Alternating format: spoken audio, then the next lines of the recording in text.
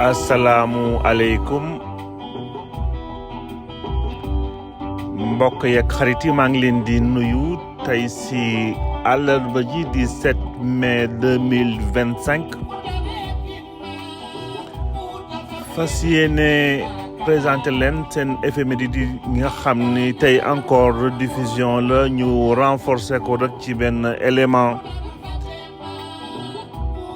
biñ ci ñambaas tey sunu éphéméride du 7 mai yi di fàttali rek benn 7 mai 1987 tey la woon ubbite inauguration premier salon international du tourisme africain di SITA événement boo xam ne nag événement bu rëy la woon ci Sénégal ak ci continent africain bi si jamono boobu liggéeyu salon bi moo nekkoon fexe ba promouvoir destination touristique africaine wante aussi renforcer coopération diggante acteurs yëpp yi nga xam ni ñoo ngi yëngatu ci tourisme africain bi fexe ba aussi mettre en avant tous les atouts culturels naturels et au niveau du patrimoine de l'Afrique loolu nag donc ay professionnels yu bëri daje woon ci jóge woon ci pays africains yu bëri d'ailleurs ak ay délégations officielles ay agences de voyage ay hôteliers ay opérateurs touristiques ñëpp ñoon occasion boobu pour discuter ci yenn stratégie li ñuy fexe ba développer tourisme durable inclusif Afrique wante donc loolu lépp nekkoon ci continuité li nga xam ni d'abord Senghor par la suite Abdou Diouf amoon nañ koy yéene ci sunu réew parce que bu ñu fàtte ay Club Med bu ñu fàttee liñ fi créé woon ay Ngor Jaarama complexe boobu ba Cap Skirring ba lépp li nga xam ne def nañ ko ci Mbour pour lépp luy tourisme de masse en général wante comme li ñuy wax balaa ngay laax jaay laax lekk tourisme laa gis rek mu nekk secteur boo xam ne bi bu yàgg ba léegi nekkul loo xam ne nekk na loo xam ne dañ koy jéem a jaay te ñun ci suñu bopp on n'en est pas les premiers consommateurs donc mënoo jaay mbir boo xam ni yow mi sa bopp nekkoo ci consommateur mbaa loo ci mënti am tamit xamal ni dafay fragile lépp li nga xam ni dès l'instant que mu am ay crise au niveau international boo moytul sa tourisme dina xaw a sooxe ba pare boo moytul aussi tourisme saisonnier lay nekk donc acteurs touristiques yi liggéeykat yi ñu nekk ci secteur bi très souvent dañu xaw a tumuranke ci intersaison yi donc avec des contrats très précaires donc forcément li nga xam ne du leen jëmale fenn ñaari complication yu métti yi ñu am ñetti complication sax yu métti yi ñu am ci question touristique bi mooy benn dañu toll woon ci jamono ba lu yàggul tamit sunu ay kilifa yi séminaire sur séminaire loo xam ne dañuy xëy rek dañuy tëb rek xalaat benn mbir sans pour autant mu am ay suivi ak ay évaluation nécessaire nga xam ni mooy permettre ñu xool lépp liñ ko mën a améliorer par la suite deuxièmement tourisme bi waroon na nekk benn tourisme vraiment inclusif c'est-à-dire que interafricain d'abord sunu parce que on parlait du salon du tourisme africain donc c'est africain ci seen bopp ñoo waroon njëkk nekk des consommateurs de ce tourisme interafricain te loolu mënuñu woon def salon bi ba pare te liggéeyuñu lépp luy trafic lépp luy circulation lépp luy déplacement muy avion ak moyen de déplacement yi entre les pays africains mu mbiri yombee noonu wante aussi lépp luy aussi trafic monétaire ñi xam nañu tey Afrique centrale ak Afrique de l'Ouest ñoom ñëpp ñoo bokkandoo CFA mais amul benn CFA bu mën a wecci moromam boole ci pays africain yi Afrique de l'Ouest ci boppam ku ci ne yaa ngi yor ci sa monnaie bopp nekk loo xam ne lu xaw a compliqué la mbir yi en termes d'échanges commerciaux d'échange commercial ci ñaari ci dëkkaan yi donc du coup tourisme africain nekk tourisme bu compliqué donc africains yi seen bopp du ñu consommer seen tourisme ci seen biir ñu dellu si waat encore ci biir Sénégal ci boppam aussi de la même manière ñoo ngi jaay tourisme alors que amuñu ay infrastructures yi nga xam ne ñoo gën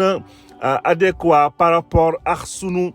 pouvoir d'achat ba mën a permettre ku nekk biir Sénégal mën a visiter dëkkaan yi profiter ci boppam ci li nga xam ne moo ko moomal boppam balaay dem di ko jéggaane parce que moom aussi li nit ñi war a gën a comprendre non seulement war na ci participer war na ci profiter moom en tant que citoyen wante aussi war na ci nekk aussi des clients ambassadeurs parce que mënoo jaay une destination bu ci boo xam ne yow ci sa bopp xamoo ko du coup pays africains surtout Afrique noire foofu lu ñuy manquer très souvent la culture touristique boo ko comparé ci dëkku Maghreb bi lu mel ni Maroc ak Tunisie et cetera et cetera donc salon bi amoon en 87 ba léegi ñu ngi continuer ay efforts yu bëri ci domaine bi mais comme lépp loo gis on ne pose pas les bonnes questions on n'aura jamais aussi les bonnes réponses de manière à être très efficace dans les actions et ce qu'on attend ci projet yooyu ak lépp li nga xam ne aussi war na indil njëriñ askan yi surtout que askan yi surtout ñi liggéey ci tourisme soxla nañ ko donc leen proposer sunu 7 mai bu riche tey autour de Lamine Gueye autour de Jules François Bocandé parce que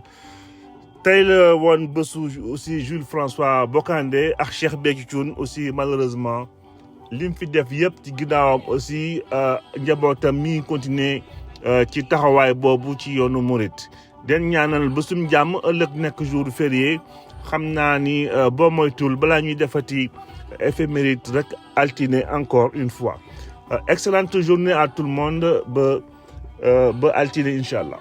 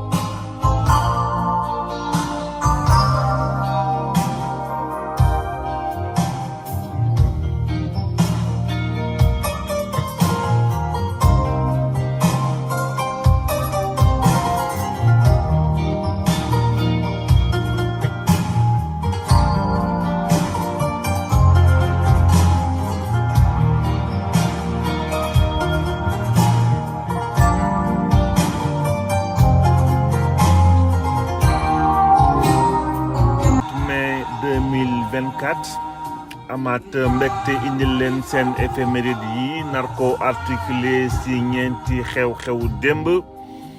am ci nag ay xew-xew yu am solo yi nga xam ni amoon nañu passion partagé ko ak yéen bi si jiitu di transfèrement école William Ponty jëlee ko Ndar yóbbu ko Gorée dinañ ñëw ci ay jaar-jaaram wante loolu mi ngi xewee woon le 7 mai 1913 balaay yegg ci 7 mai 1946 vote comme on dit fii ci palais Bourbon muy assemblée nationale bu Paris bu française donc ci on parle de loi Lamine Gueye bi nga xam ni mooy ñëw jox citoyenneté française à tous les habitants des colonies mbokk yi ñu ñëw par la suite ci sunu troisième éphéméride wax ci un grand monsieur rendre ko hommage on parle de Jules François Bocandé ginnaaw bi mu fi wàññeekoo le 7 mai 2012 war a jeexale ci jaar-jaaru comme on dit suite et pas fin ci dossier wu kii di Cheikh bi di Cheikh Béthio Thioune ginnaaw Sénégal tey lañ ko ñàkkoon le 7 mai 2019. Donc sans plus tarder attaquer sunu premier élément bi di école normale William Ponty bu Ndar ñu transféré ko Gorée. École bi nag ñoo ko créé woon d'abord en 1903 donc mu doon fonctionner d'abord en tant que école des fils de chefs et des interprètes bu ñu waxee école des fils de chefs et des interprètes nag bien entendu tubaab bi bëggoon nañu toujours former ñi nga xam ne ñu leen di yóbbu gunge leen ci diwaan ya wante aussi fils de chef donc on va former des cadres yi nga xam ni ñoom ñooy ñëw jël le relais. Aussi c'était une façon d'être créer une certaine proximité entre ñoom ak ñi nga xam ni nangu woon nañu seen allégeance donc lii moo taxoon d'ailleurs ku mel ni Bouna Albouri ñu formé ko woon foofu ci école des fils de chef ak yeneen kilifa. Donc la plupart ci ay cadres yi nga xam ni sont formés dans cette école. Donc pour ñëwaat rek ci école William Ponty bi donc ñu ni donc pour la plupart de former ay instituteurs ay médecins ay cadres AOF ak i plus tard ay nombreux ministres ak chefs d'État de gouvernement ñu mel ni kii di Félix Houphouët-Boigny jaar na fa kii di Modibo Keïta mbaa Hubert Magan mbaa Mathias Sorgo mbaa Amani Diori ba ci Mamadou Dia ak Abdoulaye Wade jaar nañu ci école bi di école William Ponty ginnaaw aussi jaar yu mu am yu bëri ci ay transfèrement école bi yi ci ëpp d'ailleurs tey c'est des ruines bu fekkee rasé wuñ ko définitivement. mu yóbbu ñu ci sunu deuxième élément bi ñoo ngi jëm ci 1946 ci vote loi Lamine Gueye ci Assemblée nationale française bi nga xam ni moo waroon a ñëw jox citoyenneté française à tous les habitants des colonies. Donc Lamine Gueye waxoon nañu ay jaar ci SFIO ak i président Assemblée nationale et tout ñëw rek ci cadre loi bi nga xam ni ñoo ngi ko voté le 7 mai 1946 accord de citoyenneté française aux ressortissants de l'empire colonial. Ndaxte déjà ba à partir de 87 écrasante majorité population bi ñoo ngi leen soumettre ce qu'on appelle à l'indigénat mais li ci gënoon a metti mooy injustice bi ñu doon subir. Injustice bi nag ce n'était ni plus ni moins impôt. On parle d'impôt de capitation bi nga xam ne daawoon nañ ko fay waroon a engagé wu ci armée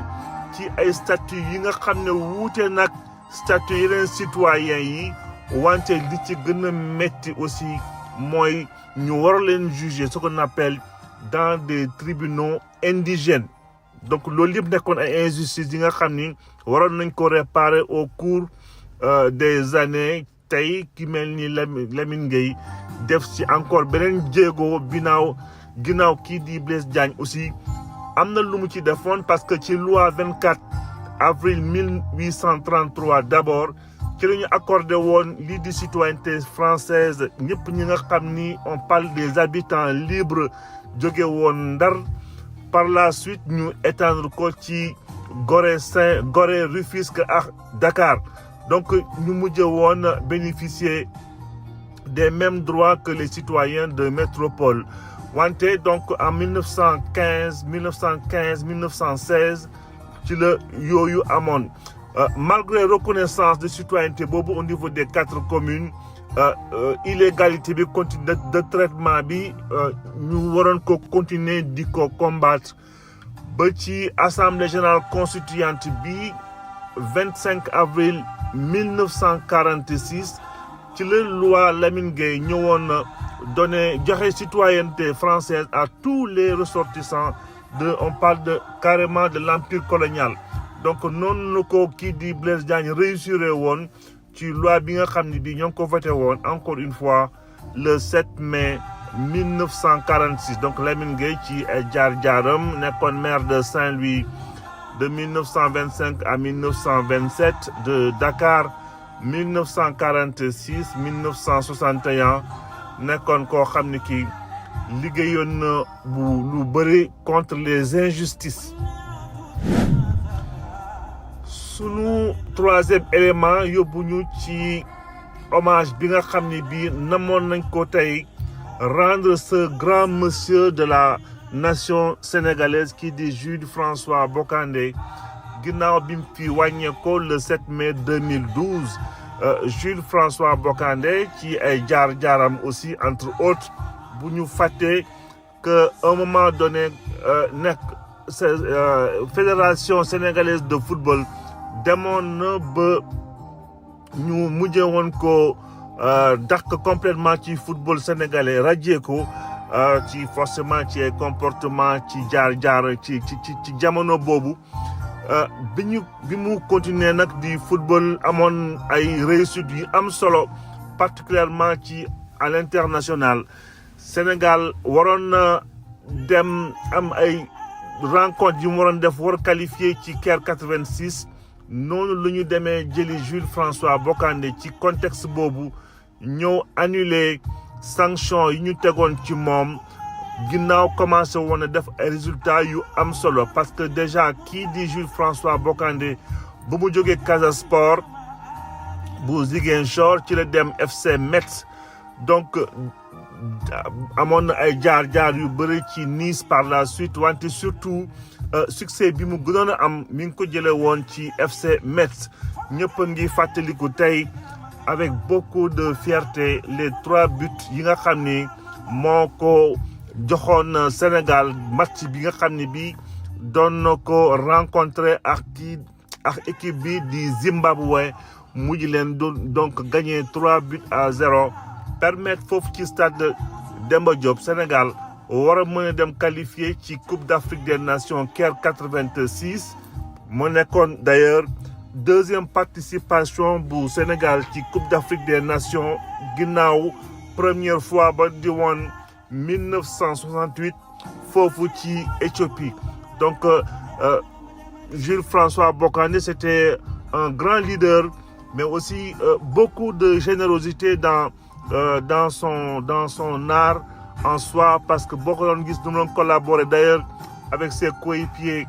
même fii à l'international tu sentais beaucoup de générosité de sa part même bu fekkee amoon na sa fougue et sa fermeté ci gis-gisam àdduna. La preuve d'ailleurs ni mu ñëwaatee ci équipe nationale bu Sénégal wàccee boppam indi expérience am teg ko ci table bi war ko partager avec ses petits frères yi nga xam ni jël nañu relève bi par la suite. Donc c'est un grand monsieur wax fii ay jaar-jaaram sûrement dinañ fi yendu mais on avait voulu quand même marquer tey sunu hommage modestement à cette personne comme on dit un grand monsieur de la nation sénégalaise di Jules François Bocandé. Sunu dernier éphéméride yóbbu ñu ci jaar-jaar yi tey ci cheikh bi ginnaaw 6 mai 2019 lañ ko mujjee woon condamné moom ak ay talibem cheikh bi forcément boobu bi koy condamné déjà nekkoon en contumace ndax feebar bi ko daboon foofu mujjee woon finalement tey wàññeeku fi ci 7 avril bi ci 7 mai 2019 ñu bëggoon ko rendre aussi hommage ci benn façon parce que indi na beneen coppite yu am solo ci màggalu Touba indi ay diggante Touba ak màggal Touba tout ce qui est événement religieux mouride indi ko ci beneen dimension ci beneen niveau par rapport ak peuple sénégalais bi nga xam ne war nañ toujours continuer aussi di ko rendre hommage parce que li mu fi def balaay moom kenn defu ko fi woon te bi mu fiy jógee aussi amul kenn ku ko def lu dul ay njabootam ñoo continuer encore di ko def donc logiquement Sénégal war nañ continuer toujours di ko ñaanal di ko rendre aussi hommage ci taxawaay bu mu defoon parce que bu ko neexoon mu yëngatoo ci beneen domaine bu dul jox ay pèlerin ñam bi nga xam ni bi moo leen di permettre ñu dem defi seen màggal comme il le faut sans sans compter ci hommage yu mu doon continuer di rendre kilifa yi nekk ci yoonu murit mu nekkoon loo xam ni lu am solo la si jamonoom donc bëggoon ko rendre hommage